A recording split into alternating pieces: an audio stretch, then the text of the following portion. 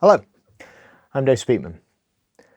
Welcome back to my beginner guitar course. Today we're just going to talk about how to make your practice time a little bit more effective. This is stuff that I end up saying to guitar students of mine over and over again when I'm teaching. The first advice that I will give would be to practice little and often. A lot of students that I see end up forgetting to practice for a few days, and then they do loads of practice on one day, and it's not a particularly effective way of learning. Ideally, I would say to practice every day, and maybe even to practice more than once a day. So you could actually practice your guitar 2 or 3 times a day, and that could maybe be for 10 minutes, 20 minutes, 30 minutes, or an hour, depending on how good you want to get, really. The second thing that I would say is always tune your guitar before you start playing.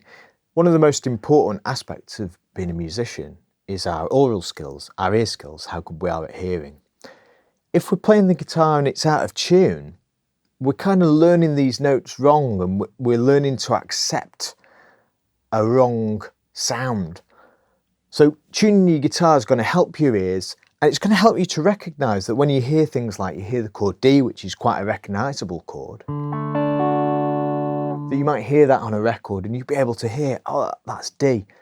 If you're always playing with your guitar not quite in tune, your oral skills, your ear skills, that is, A-U-R-A-L, aren't going to develop as quickly.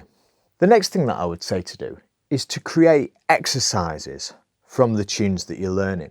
So if you're learning a tune and you're really struggling with it, let's say Brown Eyed Girl from last week. Some people struggle with this one, and they struggle with particular aspects of it.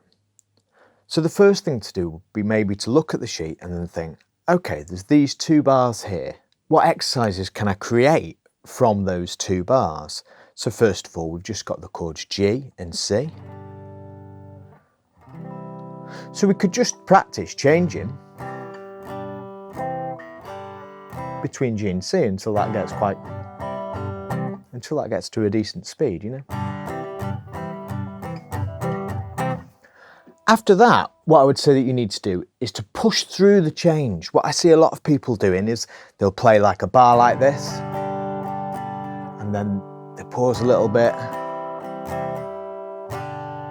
And one of the things of this is that your right hand, if you're right-handed, is so dominant. A good exercise for this would be to literally, you're going to play crotchets, so just single down strums, and then change chords. But you can't let it stop. It has to keep going. You could use a metronome for this, that'd be an excellent idea. And then you could start to speed that up a little bit more. But do not let your right hand stop. So don't be like, that's not a good way to practice, because then you're practicing the hesitation. You're getting good at doing it wrong, essentially. So we want to really sort of get used to the fact that we've got to change. And often, again, if you're right-handed and you're playing a right-handed guitar, you'll often find that by driving through with your right hand, that it forces the left hand to keep up. So then we could just take the rhythm, and we could just take the rhythm on its own. So we've got this rhythm. And we can just practice that rhythm on its own. So we're just practicing the right hand. And now we can put that together. So we've got... We're just going to loop this.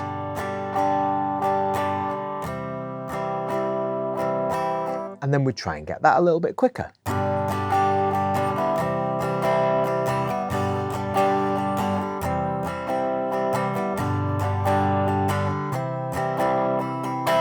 Cool. So once we've got that, we could look at the next two bars then, and we can go, okay, so now we've got G and D. So same thing. So we're going to keep the third finger in place to avoid a fine of £1 here. Okay. So again, you know, get them so that they can change really smoothly, put the rhythm in.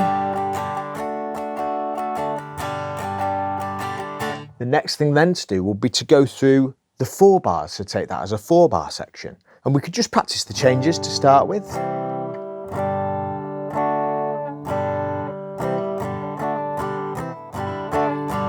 Okay. And then put that in just with crotchets. So we're just going like this. And we're making sure that we don't stop. It's really, really important.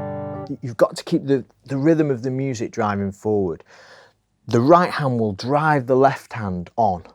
Or if you're left-handed, the left hand will drive the right hand on. So we just keep it going with crotchets like this.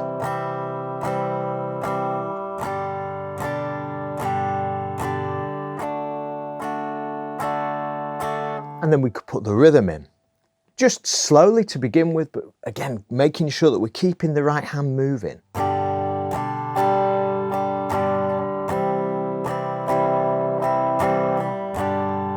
Do go back to the previous video and play along with this tune if you can do it.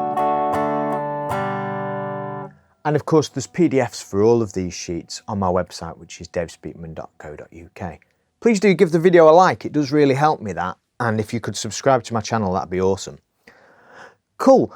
The last tip that I would give people, and this is a really important one, is to practice with a goal in mind.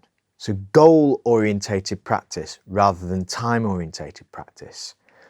Too many students of mine tell me that they've been trying to practice this much or they've been trying to practice that much. Really, the best way to practice would be to have a goal in mind and to sit there and achieve that goal. So for example, what we've been working on today might work. So we could say that we wanted to get the first 4 bars of Brown Eyed Girl together. At a given tempo, it doesn't need to be up to the speed of the backing that we did last week. So you just sit and work on that until you can do that. This is very much the way that I practice. So I will sit down and I might have been given some music that I need to learn for a gig. Somebody might have sent me something for a session where they want me to play something. And I will just do that work until it's done. My practice kind of evolves from my work. So there might be something then that I notice there might be something in the session that I notice that I'm doing that's annoying me. And then I will sit there and I'll practice it, you know, until I can do it. So it might be that I can't play something at a certain speed. So maybe like a little lick like that or whatever, and I can't do it as fast as I want to be able to do it. So I'll sit there until I can do it at the speed that I need to be able to do it at. And I don't give up until I can do it at that speed. I don't give up until I've achieved the goal that I've set, really. In that, I would say that it's important to set realistic goals. So perhaps if you're a beginner, a realistic goal wouldn't be to learn Eruption by Van Halen. But it might be a realistic thing to be able to play the pentatonic scale for a few weeks ago at a certain speed. So you might want to just be able to play it at this speed, or maybe something like that. That would be a realistic goal. Something that's within what you can achieve in your given practice session. Great, I've got an album coming out on the 3rd of July, so please do go to my website and check out what's going on there.